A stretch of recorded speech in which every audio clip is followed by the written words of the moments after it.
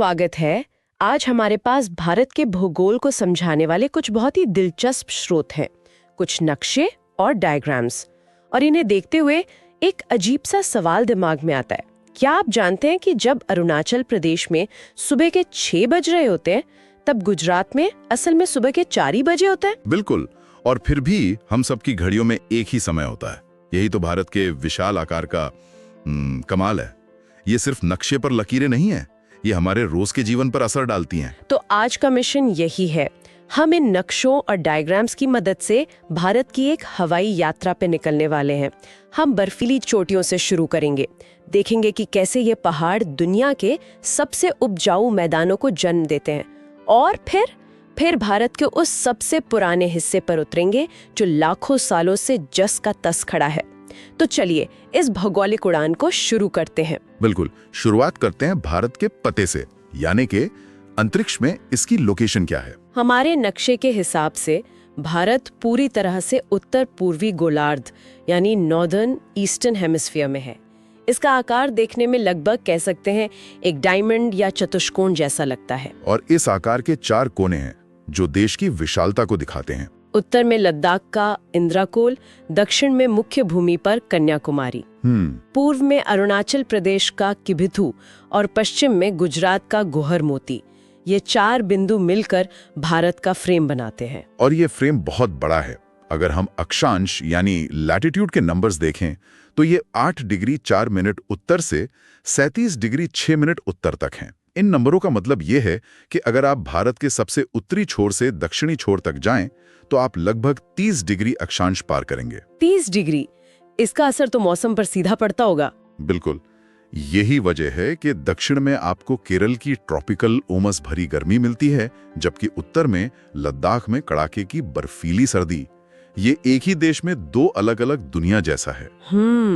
और इसी तरह पूर्व से पश्चिम का फैलाव इतना ज्यादा है कि देश के एक कोने में जब सूरज उग रहा होता है तो दूसरे कोने में अभी भी अंधेरा होता है, जैसा आपने शुरू में कहा। हाँ, लगभग 2 घंटे का फर्क। इसी 2 घंटे के फर्क को खत्म करने के लिए इंडियन स्टैंडर्ड टाइम या IST बनाया गया होगा, है ना? एग्जैक्टली। सरकार ने देश के लगभग बीच से गुजरने वाली 82 डिग्री 30 मिनट पूर्वी देशांतर रेखा को स्टैंडर्ड टाइम मान लिया। ये रेखा उत्तर प्रदेश, मध्य प्रदेश, छत्तीसगढ़, उड़ीसा और आंध्र प्रदेश, इन 5 राज्यों से होकर गुजरती है। इसी एक लाइन से पूरे देश की घड़ियां चलती हैं ताकि ट्रेनें और फ्लाइट्स टाइम पर चल सकें और ऑफिस एक ही समय पर खुलें। समय की बात हो रही है तो एक और बहुत जरूरी लाइन है जो भारत को लगभग 2 बराबर हिस्सों में बांटती है, कर्क रेखा या ट्रॉपिक ऑफ कैंसर। स्रोतों में लिखा है कि ये 8 राज्यों से गुजरती है और इसे याद रखने की एक ट्रिक भी है, मित्र पर गमछा झार। हाँ, ये काफी पॉपुलर ट्रिक है। मिजोरम, त्रिपुरा, पश्चिम बंगाल, राजस्थान, गुजरात, मध्य प्रदेश, छत्तीसगढ़ और झारखंड। लेकिन ये सिर्फ एक लाइन नहीं है, ये भारत के लिए एक तरह से क्लाइमेट डिवाइडर है। क्लाइमेट डिवाइडर, अच्छा। हाँ, इस रेखा के दक्षिण का हिस्सा उष्ण कटिबंधीय यानी ट्रॉपिकल जोन में आता है, जहां साल भर गर्मी ज्यादा रहती है। और इसके उत्तर का हिस्सा उपोष्ण कटिबंधीय यानी सब ट्रॉपिकल जोन में आता है, जहां आपको मौसम के साफ साफ बदलाव दिखते हैं, गर्मी सर्दी सब। तो ये लाइनें असल में भारत के चरित्र को तय करती हैं। अब जरा सीमाओं पर आते हैं। हमारे पास जो नक्शा है उसके हिसाब से भारत की जमीनी सीमा 15,200 किलोमीटर है। ये तो बहुत ज्यादा है। और ये सीमा 7 देशों के साथ लगती है। हर सीमा की अपनी कहानी है, अपना भू राजनीतिक महत्व है। यहाँ एक और मजेदार ट्रिक है पड़ोसियों के साथ सीमा की लंबाई याद रखने की। बचपन में MBA किया, ये घटते हुए क्रम में है। ब से बांग्लादेश, च से चीन, प से पाकिस्तान, न से नेपाल, फिर MBA से म्यांमार, भूटान और अफगानिस्तान। और ये ट्रिक एक बहुत ही चौंकाने वाला सच बताती है। ज्यादातर लोगों को लगता है कि हमारी सबसे लंबी सीमा चीन या पाकिस्तान के साथ होगी, क्योंकि खबरों में उन्हीं का जिक्र होता है, पर दरअसल वो बांग्लादेश के साथ है, 4096 किलोमीटर से भी ज्यादा। एक मिनट, ऐसा क्यों है? नक्शे पर तो बांग्लादेश छोटा सा दिखता है। क्योंकि ये सीमा सीधी नहीं है, ये बहुत ज्यादा घुमावदार और कटी फटी है, खासकर पश्चिम बंगाल और पूर्वोत्तर के राज्यों में।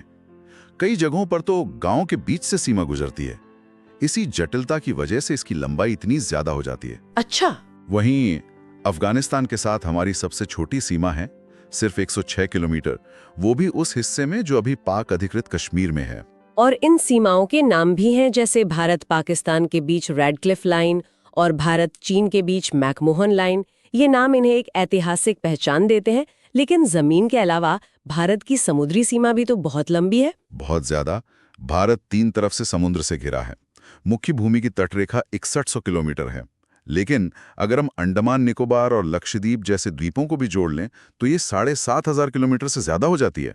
यह हिंद महासागर में भारत को एक जबरदस्त रणनीतिक बढ़त देता है। हमारे पास एक डायग्राम है जो समुद्री क्षेत्रों के बारे में बताता है। ये सिर्फ खुला पानी नहीं है, इसके भी अलग अलग जोन होते हैं। हाँ, और ये बहुत जरूरी है। तट से 12 नॉटिकल मील तक का एरिया प्रादेशिक जल सीमा या टेरिटोरियल वाटर्स कहलाता है। इसे आप देश की जमीन का ही विस्तार समझिए। यहाँ भारत की पूरी संप्रभुता होती है। कोई विदेशी जहाज बिना इजाजत घुस नहीं सकता। और उसके आगे 24 नॉटिकल मील तक संलग्न क्षेत्र या कंटीजियस जोन होता है जी। यहाँ भारत को कस्टम ड्यूटी वसूलने, साफ सफाई करवाने और वित्तीय मामलों से जुड़े कानून लागू करने का अधिकार होता है। और सबसे बड़ा जोन है EEZ यानी एक्सक्लूसिव इकोनॉमिक जोन। ये तट से 200 नॉटिकल मील मतलब लगभग 370 किलोमीटर तक होता है। यहाँ भारत को खुली छूट होती है। वो रिसर्च कर सकता है, नए द्वीप बना सकता है और सबसे जरूरी समुद्र के नीचे छिपे तेल और गैस जैसे सारे संसाधन निकाल सकता है। तो चलिए अब जमीन पर उतरते हैं। हमारे पास एक चार्ट है जो बताता है कि भारत की भूमि का 43% से ज्यादा हिस्सा मैदान है। ये बहुत बड़ा आंकड़ा है। और यही मैदान भारत की कृषि और आबादी का केंद्र हैं। लेकिन इन मैदानों को बनाने वाली ताकत उत्तर में खड़ी है, हिमालय। तो कहानी वहीं से शुरू करनी होगी। ठीक है, तो इसे खोलकर देखते हैं। सबसे उत्तर में है ट्रांस हिमालय, जिसे तथिस हिमालय भी कहते हैं। इसमें 3 मुख्य रेंज है, काराकोरम, लद्दाख और जास्कर। काराकोरम रेंज बहुत खास है। भारत की सबसे ऊंची चोटी K2 या गॉडविन ऑस्टिन जो 8611 मीटर है, इसी में है। दुनिया के कुछ सबसे बड़े ग्लेशियर जैसे सियाचिन और बाल्टोरो भी यही हैं। ये ग्लेशियर एक तरह से मीठे पानी के विशाल भंडार हैं जो हमारी नदियों को जिंदा रखते हैं। लेकिन K2 को लेकर एक पेंच है ना, ये उस क्षेत्र में है जिसे हम पाक अधिकृत कश्मीर कहते हैं। तो अगर हम निर्विवाद रूप से भारतीय क्षेत्र की सबसे ऊंची चोटी की बात करें तो वो कंचनजंगा होगी। ये जियोपॉलिटिक्स भूगोल को कितना बदल देती है। बिल्कुल सही पॉइंट है। ट्रांस हिमालय के दक्षिण में आती है हिमालय की मुख्य रेंज, जिसे महान हिमालय या हिमाद्री कहते हैं। ये दुनिया की छत है। इसकी औसत ऊंचाई ही 6000 मीटर से ज्यादा है। ये एक अभेद दीवार की तरह है जो पूर्व में नामचा बरवा से लेकर पश्चिम में नंगा पर्वत तक फैली है। दुनिया की सबसे ऊंची चोटियां माउंट एवरेस्ट, कंचनजंगा, मकालू, धौलागिरी सब यही हैं। इसकी निरंतरता का मतलब है कि इसे पार करना लगभग नामुमकिन है, कुछ गिने चुने दर्रों को छोड़कर। बिल्कुल। इसी महान हिमालय के दक्षिण में है मध्य हिमालय। इसकी ऊंचाई थोड़ी कम है और यहाँ की जलवायु और भूगोल पर्यटन के लिए एकदम परफेक्ट है। बिल्कुल। शिमला, मनाली, नैनीताल, दार्जिलिंग, ये सारे हिल स्टेशन इसी रेंज में हैं। मुझे लगता है हम में से कई लोग गुलमर्ग या सोनमर्ग गए होंगे।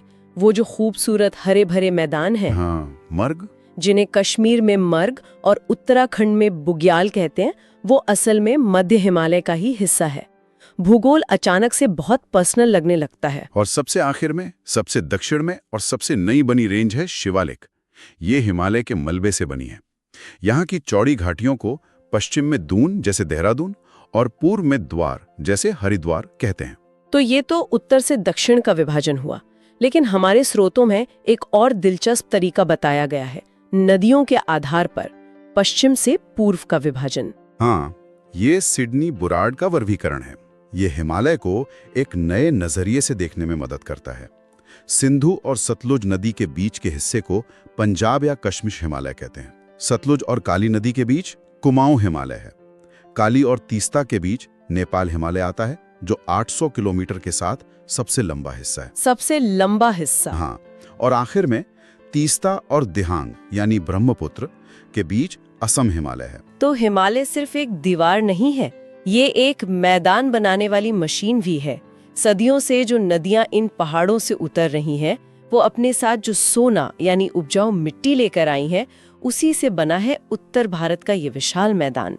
इसकी कहानी भी बड़ी दिलचस्प है। और इसकी संरचना को समझना बहुत जरूरी है, क्योंकि ये सीधे तौर पर खेती और बसावट को प्रभावित करती है। जैसे ही नदियां पहाड़ों से उतरती हैं, वे अपने साथ लाए बड़े बड़े कंकड़ पत्थर जमा कर देती हैं। ये भाभर क्षेत्र है। यहाँ नदी पत्थरों के नीचे गायब सी हो जाती है। ये खेती के लिए अच्छा नहीं होता होगा। बिल्कुल नहीं, लेकिन भाबर के ठीक दक्षिण में जहां ये पत्थर खत्म होते हैं, नदी फिर से सतह पर आ जाती है। ये तराई क्षेत्र है। ये एक नम, दलदली और घने जंगलों वाला इलाका बन जाता है। यहाँ बायोडाइवर्सिटी बहुत ज्यादा होती है। और उसके बाद आते हैं वो दो नाम जो हमने स्कूल में पढ़े थे, बांगर और खादर। हाँ, बांगर वो इलाका है जहां नदी की बाढ़ का पानी अब नहीं पहुंचता। ये पुरानी जलोढ़ मिट्टी है, ओल्ड अलूवियम, जो कम उपजाऊ होती है। लेकिन नदी के ठीक पास का निचला इलाका जहां हर साल बाढ़ आती है, वो खादर कहलाता है। हर बाढ़ अपने साथ मिट्टी की एक नई, ताजा और उपजाऊ परत बिछा जाती है। इसीलिए ये उत्तर भारत का सबसे उपजाऊ इलाका है। पहाड़ों और मैदानों की इस यात्रा के बाद अब भारत के सबसे पुराने हिस्से की ओर चलते हैं, प्रायद्वीपीय पठार। ये भारत का प्राचीन हृदय है। ये उस सुपर कॉन्टिनेंट गोंडवाना लैंड का हिस्सा है जो लाखों साल पहले टूटा था। ये एक बहुत ही स्थिर और कठोर भूखंड है। यहाँ भूकंप बहुत कम आते हैं। हमारे नक्शे में दिखाया गया है कि नर्मदा नदी इसे दो मुख्य भागों में बांटती है। हाँ, नर्मदा नदी एक प्राकृतिक विभाजक का काम करती है। इसके उत्तर में मध्यवर्ती उच्च भूमि यानी सेंट्रल हाईलैंड्स है और दक्षिण में दक्कन का पठार, डेक्कन प्लेटो। मध्यवर्ती उच्च भूमि में दुनिया की सबसे पुरानी पर्वत श्रृंखलाओं में से एक अरावली रेंज है। साथ ही खनिजों से भरपूर छोटा नागपुर पठार भी है, जिसे भारत का रूर भी कहा जाता है। भारत का रूर, ये जर्मनी के रूर वैली से तुलना है, जो अपने कोयले और स्टील उद्योग के लिए मशहूर थी। मतलब छोटा नागपुर पठार भारत का इंडस्ट्रियल हार्टलैंड है। बिल्कुल, भारत के ज्यादातर खनिज, कोयला, लोहा, मैंगनीज यहीं मिलते हैं। अब नर्मदा के दक्षिण में चलते हैं। यहाँ सतपुड़ा पर्वतमाला है। सतपुड़ा एक ब्लॉक माउंटेन है। इसे ऐसे समझिए कि जमीन का बहुत बड़ा हिस्सा आसपास की जमीन के धंस जाने की वजह से ऊपर उठा हुआ दिखाई देता है। और सतपुड़ा के मैकाल पर्वत पर स्थित अमरकंटक चोटी से कुछ बहुत ही अनोखा होता है ना? हाँ, और ये कमाल का है। अमरकंटक की चोटी से नर्मदा नदी पश्चिम की ओर बहकर अरब सागर में चली जाती है और सोन नदी पूर्व की ओर बहकर गंगा में मिल जाती है। एक ही जगह से दो बड़ी नदियों का ठीक उल्टी दिशा में निकलना, यह भारत के वाटर सिस्टम का एक मास्टर स्विच जैसा है, जो तय करता है कि पानी देश के पश्चिम में जाएगा या पूर्व में। वाह! अब आते हैं भारत के किनारों पर पश्चिमी और पूर्वी घाट। इन दोनों में जमीन आसमान का फर्क है, जैसा कि स्रोत में दिए गए नक्शे में साफ दिखता है। और ये अंतर बहुत महत्वपूर्ण है। पश्चिमी घाट, जिसे सह्याद्री भी कहते हैं, एक लगातार खड़ी रहने वाली ऊंची दीवार है जो अरब सागर के समानांतर चलती है। जबकि पूर्वी घाट निचला है, टूटा फूटा है और महानदी, गोदावरी, कृष्णा, कावेरी जैसी बड़ी नदियों ने इसे जगह जगह से काट दिया है। एक मिनट, ये तो बड़ा दिलचस्प है।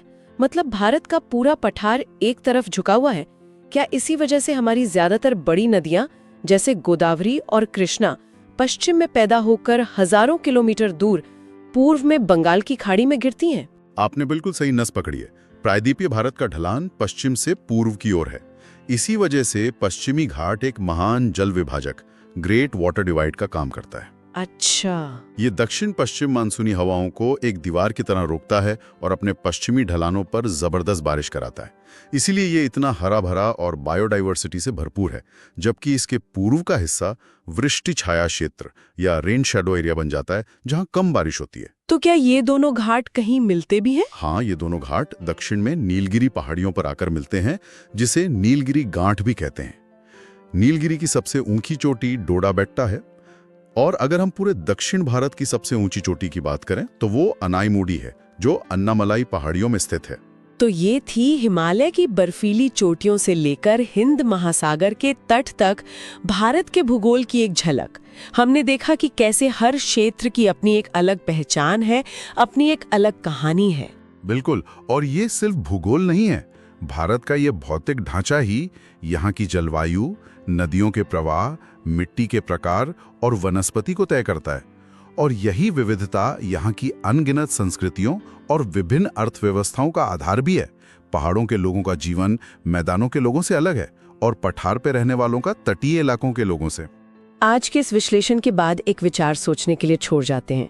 हमने देखा कि कैसे हिमालय उत्तर से आने वाली ठंडी हवाओं को रोकता है और कैसे पश्चिमी घाट मानसून को।